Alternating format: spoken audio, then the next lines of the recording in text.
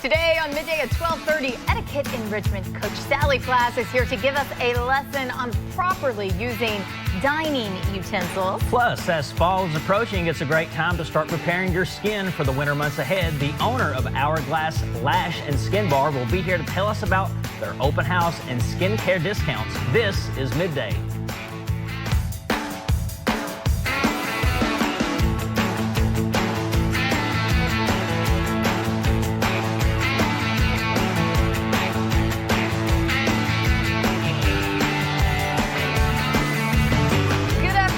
Happy Monday. Thanks for joining us on Midday at 12:30. I'm Amber Freeman. And I'm Adam Banks. It's a very somber Monday. Usually I'm very positive on Monday, but coming off of a loss like we did on Saturday, why are you so quiet? Talk. It was a good environment in the game. Yes, it was a lot of fun. I still had a great time. Was quickly reminded I was not in the rich seats when I had to pay $6 for a pack of M&Ms. Yeah, you had a wake-up call because you were in just to remind everybody, Adam had a really nice seats at one point. I did. The last game that we were at, I sit in the rich seats, which I had my own bathroom. I told you about that. The rich seats? Yeah, what are the rich seats? The rich seats is when you have mouthwash in your own bathroom. That's when you know you're in rich seats. But like I said, quickly reminded I was not in the rich seats anymore because of the cost of the items at the concession, which needs to be changed, by the way. That's ridiculous. How much are concessions prices? You will buy a soda, nachos for $12, $13. A piece? Total. Oh. That's a lot. Yeah. But I guess, okay, yes, but you expect that. It's not like a surprise. Whenever you go to something like that, you're going to expect to pay more, no? Yeah, and you are correct. And also, I had to use the bathroom with everybody else, too. So, thank God, though, they got rid of the troughs. Adam had to join us common plebs. Yeah, you probably had really good seats, Welcome back. Yeah, welcome back to reality. But yeah, thank God they got rid of the troughs there. I don't know if you are familiar with what a trough is, being a lady, but used to, at Kroger Field, they used to have troughs, and it's where a bunch of men had to, stand almost circular and use the restroom. Welcome to Midday. Did you have a good weekend other than the game? It was a really good weekend. Went to Scarefest. Yeah, that's what I heard you went there. How was that? It was a blast. I got to meet my top five wrestlers of all time, Mick Foley. Did you see any ghosts? I did not. I saw the guy who played, or the little boy who had the Chucky doll from the Child's Play movies. He was there. Okay. Yeah, and the guy from Twisted Sister, the lead singer of Twisted Sister, he was there. He was really cool. I didn't even have to pay to meet him. He was just that They were nice. on the show, not Twisted Sister, but a lot of people from Scarefest Friday, and talking about it. I really wanted to make it out there, but unfortunately didn't get to do it, so hopefully next year. It's just because I think it's really fun. It is. I mean, and it's just such an intimate setting, and people that you grow up watching, whether it be movies, So you're more TV. about the celebrities. Yeah. See, no, I think it's cool, all the different things that everybody does, like the paranormal and the dressing up, people wearing the Jason masks. I like the research, the shows with the paranormal and all the kind of ghost hunting and all that kind of stuff. People dedicate their lives to this, so you have to respect it. Yeah, you should have won. I mean, I think it would have been your cup of tea if you like that kind of stuff. Yeah. Well, okay, you want to know what today is? Going from Halloween and paranormal, it's 100 days until Christmas. That is a really positive way to look at Christmas. Are you a big Christmas person? It's my second favorite holiday. What's your first? Halloween. Mine too. Candy and dressing up is hard to beat. But Christmas is huge for everybody. Are you a big decorator? I am not, and that's probably because I don't have kids, so I'm not really a big decorator. Well, apparently you could be a lot happier in life. I know you were down this weekend. I know how to raise your spirits. Please tell me how. Psychoanalyst Steve McKeown, whoever he is, he says putting Christmas decorations up early can make you happier.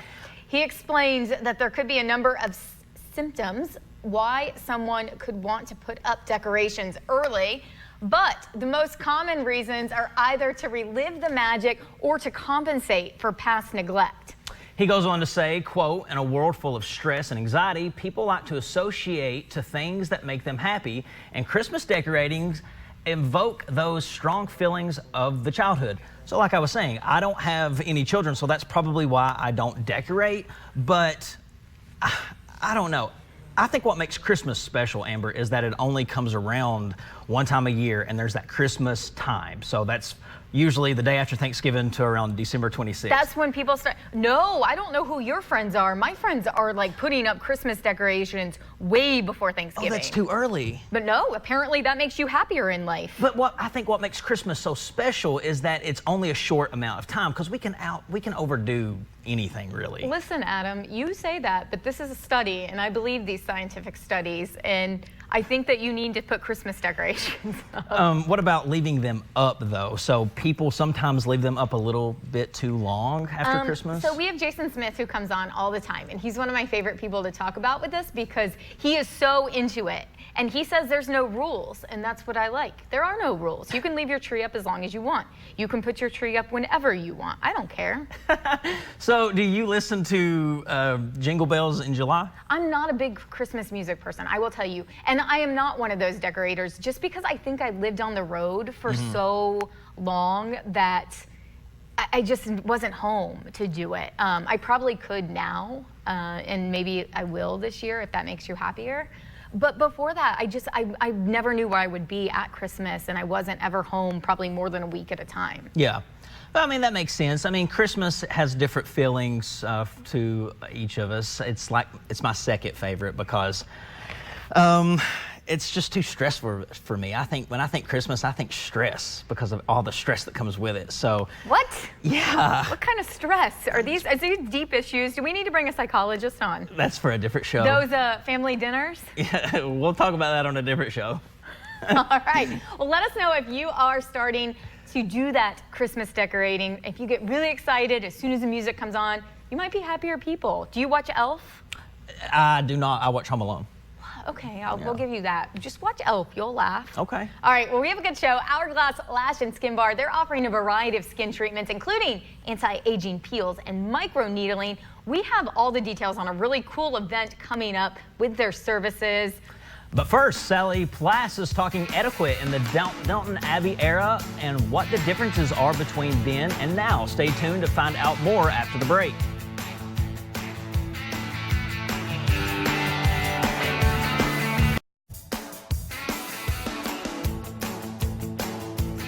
Thanks for staying with us. Okay, the Etiquette Institute has a very important mission to instill confidence, self-esteem, respect for others, proper etiquette, and of course manners into people who are desiring to do better in life. Etiquette enrichment coach Sally Plass is here to tell us more. Thank you so much for being here, Sally. Oh, I'm so excited to be here. Well, we love when you're here.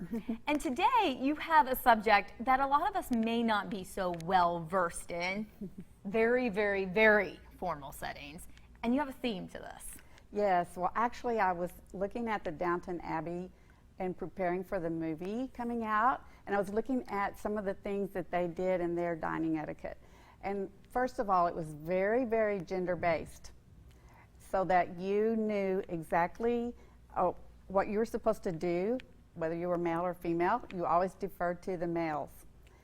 Your manners displayed who you were and where you belong.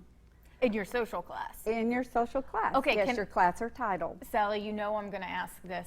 Do we have to follow this now? Or are there just still things that carry over from this?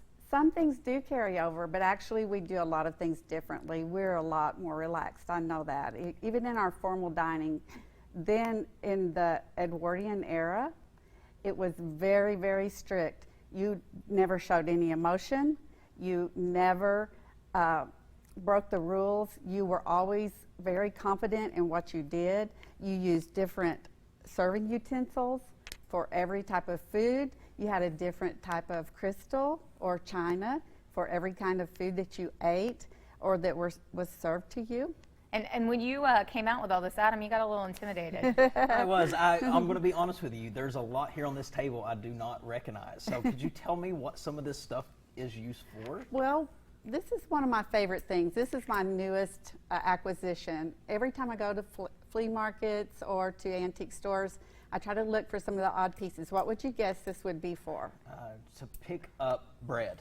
Pick up something. That's a good guess, but not quite. A beautiful hair clip. Oh, it does look like a hair clip. Yes, actually. No, this is an asparagus server. Oh. Yes, for a buffet in a large serving setting. We all have those in our house, right? It's pretty cool. I also have, this looks kind of like a weapon. Yes. But it is not. What would you guess that's for? So I know it's got to be something to use on the table. So I was going to say to clean out underneath your nails, but I would say this is. I'm sorry. I would say you are not invited to my dinner table. I would say this is used for picking up shrimp. It could be, but it was actually designed to pick up either a pat of butter or to pick out the bread, the nuts from the shell when you're cracking to pecans. scoop that out. Yes, so that was very common to do after dinner. That could get dangerous. You know the scene in like Pretty Woman where she's with the snails and flicks them out? I feel like that could happen with the nuts. That would be one of these kind of forks you would use for the snails. So, okay, are there any situations that we need to know these manner skills or this skill set that's comparable to what was happening in the Downton Abbey? Minus going to the King and Queens for dinner. Well, actually, some of the same silverware is still used. This would be called a fish knife. And so in some formal settings where you're having multiple courses, you would still have a knife like this to get the fish from the bones or to peel away the skin from the bones. Then you would also have this right here. This is for jam or jelly.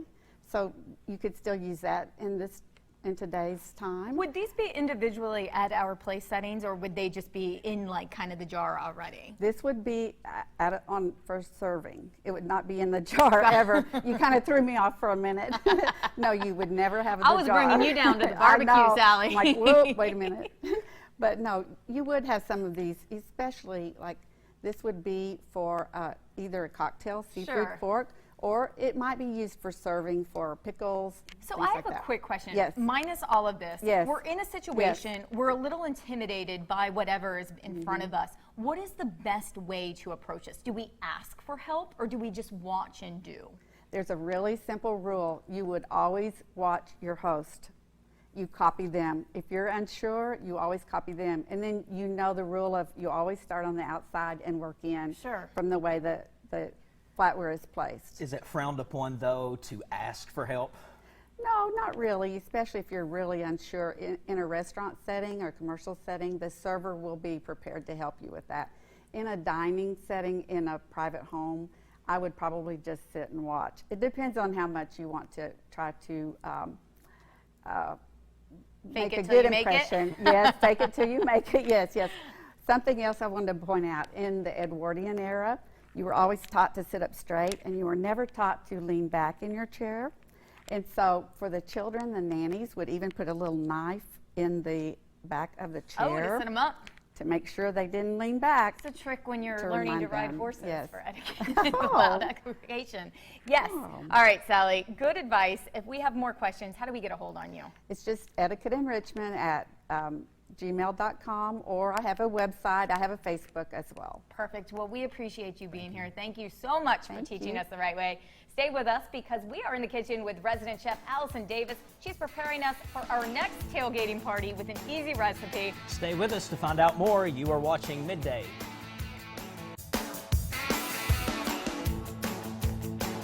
Thanks for staying with us. All right, Hourglass Lash and Skin Bar, which we're going to talk about a name change, specializes in custom eyelash extensions while also providing medical grade skin care and so much more. Owner and operator Beth Auergen is here to tell us more about her products. Welcome to the show, Beth. Thank you very much. Beth, thank you so much for being here. We've been chatting a little bit with Adam about a lot of the different options that you offer at the Lash and Skincare Bar, but let's talk about that first. You're a med spa now. We are a med spa. We've been doing medical treatments pretty much since we opened. You know, a couple of months within the opening date, which has been 2 years now, and we're super excited that we've officially changed our name to Med Spa. So we're Hourglass Lash and Med Spa now, which is it's very subtle. If you're a patient, you don't know the difference, but it's an easier way to promote all of the things that we do. Well, what is the difference between a med grade, I guess, facial or something like that, as compared to more the foo-foo salon kind of thing. Yeah, so you go to a day spa and you get this great facial that feels good, and your skin might look okay or better for a couple of days, but a medical treatment can go a little bit deeper as far as percentage of acids that we use, so a higher percentage in the acids for Sure. peels and that sort of thing. So a little bit more invasive as far as skincare goes. Okay, gotcha. So a little more under the, which yeah. I sat in your chair and I know, I had a remember. facial. Oh my gosh. If you have not had this done, it's amazing. It is amazing. So I need to give it a try. You do, and you had a hydrofacial, correct? Yes, which I had never had before. Hydrofacials are amazing because they're perfect for men actually, and we have a lot of teenagers that have them, women our age, any age, because they're so easy to do. But really, you can come in, you can pop in if you're someone who's not really getting a lot of facials. You can pop in and get a hydrofacial in 30 minutes. We can make them more elaborate and take longer, but in 30 minutes you get a deep cleanse and exfoliation. We can add a different, various serums based on we customize those based on what your skin needs. And you really see a big difference. Especially after the feel first different. time. Yeah. Well, you have a really cool event going on tomorrow that I want to make sure we cover Yes, because we do. anybody who has any questions or already gets procedures done, you're offering some major sales. Yes, we are. So we are having our second annual fall event tomorrow. Dysport is $3 a unit. Botox is $9 a unit. Our fillers are $4.99 or buy one get one half price. Our peels are buy one get one half price. Everything is on sale. $100 off lash extensions. Wow, and that's a deal. It is a deal. You join the Skin Club, you get a free hydrofacial. There's just a lot going on. So come check us out. What time is that tomorrow? That's 4 o'clock tomorrow, 4 to 8, and you can shop those sales anytime this week. And just show up. And just show up. You get Awesome. a swag bag if you're All the right, first 25. Well, there you go. Swag bag. We're going to be there. Beth, we hope you come back on the show. Thank you you. so I'd much love for to. being here. Thanks for Definitely having go me. see them. You will feel amazing Yes. tomorrow. Thank There's a reason people